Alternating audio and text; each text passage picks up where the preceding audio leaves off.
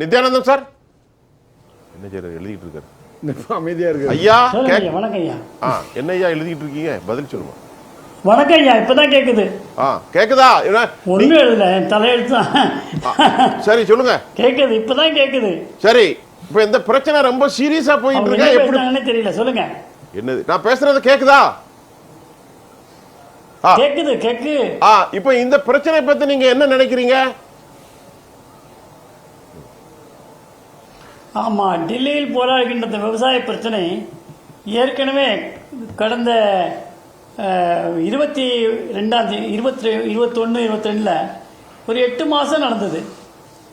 அந்த 8 மாசம் நடக்கின்ற பொழுது 3 வேளாண் சட்டங்களை மோடி அரசு இயற்றியதை திரும்ப பெற வேண்டும் என்று கோரிக்கை வைத்தார்கள். அதை நாம் திரும்ப பெறலாம் என்று சொன்னாலும் கூட எழுத்துப்பூர்வமாக திரும்ப பெற வேண்டும், அறிவிக்க வேண்டும் என்று சொன்ன பிறகுதான் கலைய நேர்ந்தது. என்ன அவர்களுக்கு தேவையான அத்தனையும் செய்கிறேன் என்று பேச்சுவார்த்தையில் ஈடுபட்டு சொன்னாலும் கூட அதையெல்லாம் ஏற்றுக்கொள்ளாமல் பிடிவாதமாக அமர்ந்து கொண்டிருந்தார்கள். இப்போ எப்படி இருக்கு சொன்னா, இப்போ வேறு சில கோரிக்கைகளை சேர்த்து கேட்டுக்கொண்டிருக்கின்றார்கள். இதன் பின்னணியிலே யார் இருப்பார்கள் என்று பாருங்கள். நம்முடைய சாதாரணமாக சொல்ல வேண்டும் என்று சொன்னால், அவர்களுடைய கோரிக்கை எப்படிப்பட்ட கோரிக்கைகளாக இருக்கிறது என்பதை மக்கள் அறிய வேண்டும். அவருடைய உற்பத்திக்கான உயர்வுக்கு விலை உயர்வை மட்டும் அவர்கள் கேட்கவில்லை. அதாவது உத்தரவாதம் தரக்கூடிய எம்எஸ்பி என்று சொல்லுவோம் அல்லவா, அதை அவர்கள் கேட்கவில்லை. அதை பற்றி அவர்கள் முக்கியத்துவம் கொடுக்கவில்லை.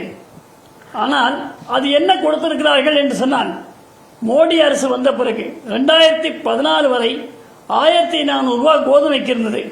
இப்பொழுது 2275 ரூபாய் கொடுத்திருக்காங்க. பார்லிக்கு 1100 இருந்தது, இப்போ 1860 கொடுத்திருக்காங்க. பருப்பு 3100 இருந்தது, 5440 ஆக்கியிருக்காங்க.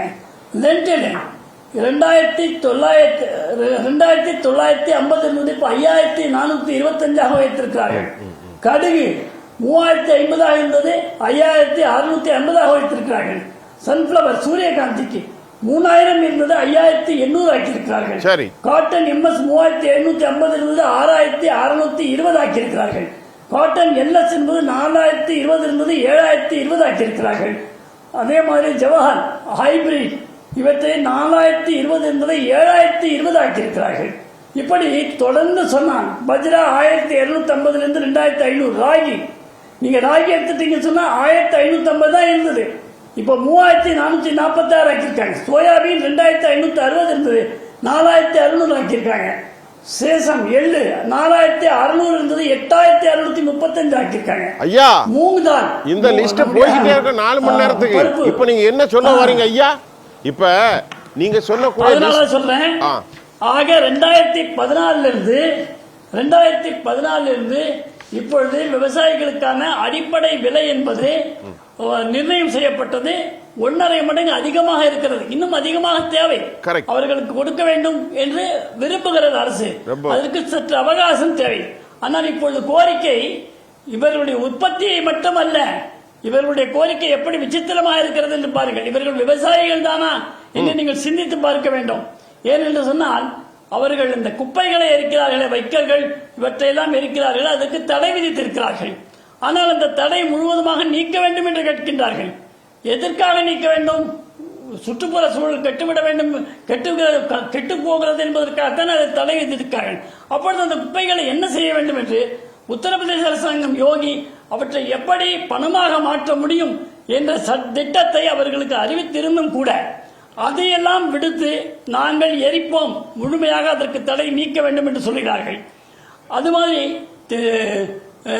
மின்சாரத்திலே ஏற்படக்கூடிய மாற்றங்கள், மின்சார கட்டணம் அரசு கொடுக்கிறது. ஆனால் ஒவ்வொரு நிலத்திற்கும் எவ்வளவு பயிராகிறது, எவ்வளவு ஆகும் என்று அடிப்படையிலே சொல்லி இத்தனை மின்சாரம் தேவைப்படும் என்று சொன்னால் அதுவரை உள்ளதை அரசு கொடுத்து விடுகிறது. ஆனால் அவர்கள் அதற்கு கணக்கே இருக்கக்கூடாது என்று சொல்லும் பொழுது மின்சாரம் தவறாக பயன்படுத்தப்படும் என்று அரசு கருதுகிறது. அதைத்தான் பியூஷ் கோயல் பேச்சுவார்த்தையிலே சொல்லியிருக்கின்றார்கள். அதுபோல எல்லா கடன்களையும் மொத்தமாக இதுவரை அத்தனை கடன்களை ரத்து செய்ய வேண்டும் என்று கேட்கின்றார்கள். எவ்வளவு வரும் தெரியுமா? அதெல்லாம் 24 லட்சம் கோடி. 24 லட்சம் கோடி ஒரே ஒரு பேனாவுடைய கையெழுத்திலே முடித்துக் கொடுக்க வேண்டும் என்று கேட்கின்றார்கள். இவைகள் எல்லாம் தான் இப்பொழுது நடந்த நள்ளிரவு வரை நடந்த பியூஷ் கோயலோடு நடந்த பேச்சுவார்த்தையிலே முறிவு ஏற்பட்டதுக்கான காரணம். இவைகள் எல்லாம் நடைமுறைக்கு சாத்தியமா என்று சற்று சிந்தித்து பார்க்க வேண்டும். மக்களுக்காக நான் இதை சொல்லுகிறேன். இப்படி பல விஷயங்களை WTO நம்ம திரும்ப பெற வேண்டும் என்று சொல்கிறார்கள். WTO ஏற்கனவே ஒற்றுக்கொள்ளப்பட்டது மட்டுமல்ல, நம்முடைய பாரதத்தினுடைய அத்தனை கோரிக்கைகளையும் WTO ஏற்றுக்கொண்டு நமக்கு சாதகமான ஒரு சூழ்நிலை இந்த அரசு ஏற்படுத்தி இருக்கிறது. அப்படி ஏற்படுத்தி இருந்தும் கூட WTO-வை திரும்ப நாம் பெற வேண்டும், நாம் அதில் சேரக்கூடாது என்று சொல்கிறார்கள். இது நடைமுறைக்கு சாத்தியமா? சிந்தித்து பாருங்கள். அதே மாதிரி 10,000 60 வயதுக்கு மேலானவர்களுக்கு 10,000 ரூபாய் ஊதிய தொகை விவசாயிகளுக்கு, அதல்லாமல் ஆண்டுதோறும் கொடுக்கக்கூடிய ஒவ்வொரு அனைத்து விவசாயிகளுக்கும் 6,000 ரூபாய். இது இந்த அரசு வந்த பிறகுதான் செய்திருக்கிறது. கிராப் இன்சூரன்ஸ் என்று சொல்லுவேன், பயிர் காப்பீடு. ஐயா, இப்ப நீங்க சொன்னது ஒரு நீண்ட நிறைய அறிக்கையில சொல்லிட்டீங்க, ரொம்ப தெளிவா வேற சொல்லிருக்கீங்க. நான் நேரம் கருதி உங்களை சுருக்கி இருக்கேன். ஏன்னு கேட்டீங்கன்னா என்னென்ன பொருளுக்கு 1.5 மடங்கு இல்ல வர பயிர் காப்பீடு என்பது சரி. பயிர் இந்த கடைசியா இன்னும் ஒன்று மட்டும் கேட்டுக்க. சரி, சொல்லுங்க. பயிர் காப்பீடு என்பது அவர்கள் பயிர் எத்தனை அவர்கள் செய்கின்றார்கள், எத்தனை உழவை பார்க்கின்றார்கள் என்பதை பொறுத்துதான் பயிர் காப்பீடு அமையும்.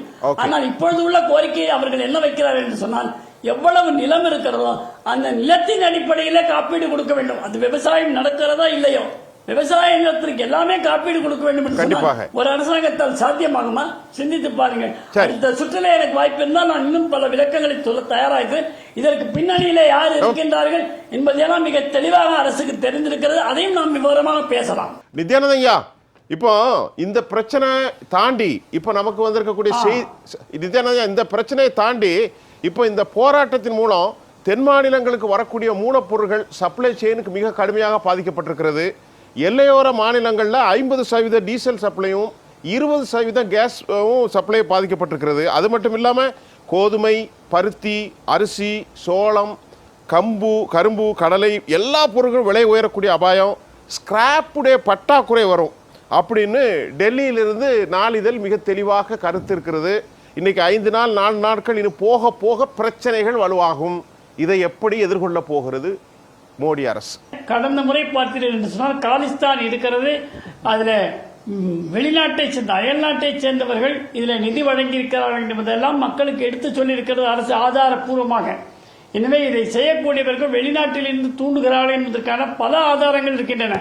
அவற்றையெல்லாம் பயன்படுத்தி கொண்டு இந்த 60 நாளிலே மக்கள் அமைதி இல்லாமல் இருக்க வேண்டும் என்பதற்காக திட்டமிட்டு செய்யப்படுகின்ற பஞ்சாபும் காங்கிரஸ் கட்சியும் சேர்ந்து, அதாவது இந்தி கூட்டணி என்று வைத்துக் கொள்ளுங்கள், இவர்கள் சேர்ந்து மோடி அரசை கவிழ்ப்பதற்காக செய்யக்கூடிய ஒரு தோல்வி நடுக்க அதிருப்தியால் அவர்கள் செய்கின்ற ஒரு கையிலே எடுத்திருக்கக்கூடிய 60 நாளுக்கான துருப்பிடித்த ஆயுதம். இந்த ஆயுதத்தை அவர்கள் பயன்படுத்த நினைக்கிறார்கள். இதுல முக்கியமான ஒரு விஷயம், மக்களுக்கு சேர வேண்டிய விஷயம் என்னன்னு சொன்னீங்கன்னா, மக்கள் விவசாய பிரச்சனைகள் மட்டுமே இவர்கள் கேட்கவில்லை. எந்த மாதிரியான பிரச்சனை நான் ஏற்கனவே உங்களுக்கு முதல் சுற்ற சொன்னேன். இப்ப நான் என்ன கேட்கிறேன், 86,000 கோடி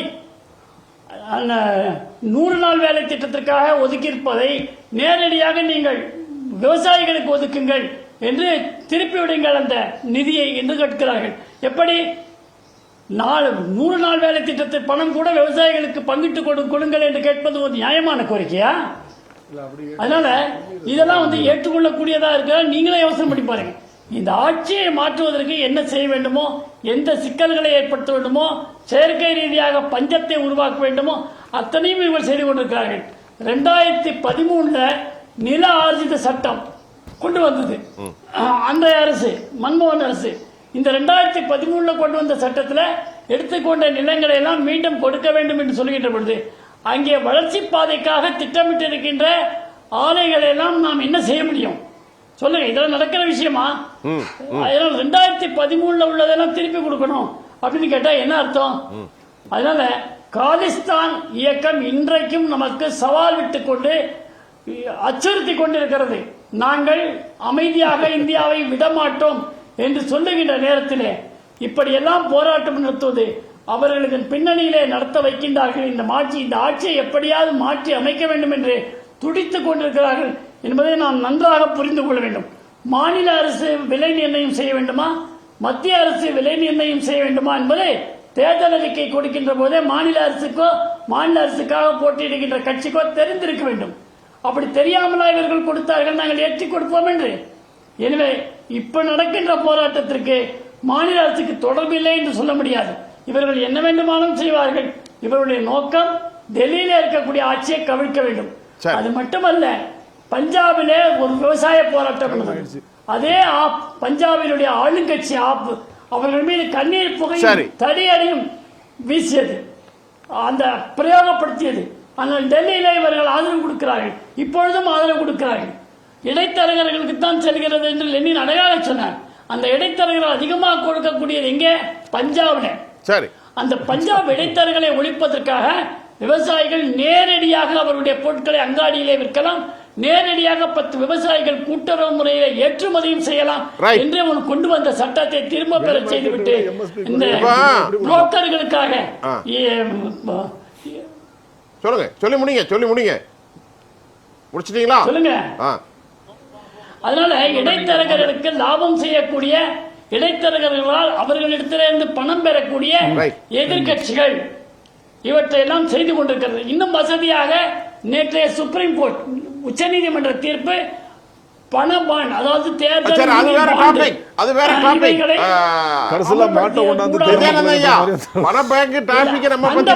கூட இவர்கள் பயன்படுத்திக் கொண்டு இந்த ஆட்சியை கவிழ்ப்பதற்கான ஆட்சியை கவிழ்ப்பதற்கான அத்தனை சதி திட்டங்களையும் விவசாய போர்வையிலே இவங்கள் போராடி கொண்டிருக்கிறார்கள். 8 மாதமோ 10 மாதமோ 1 வாரமோ விவசாய நிலத்தை விட்டு விவசாயி வர முடியாது.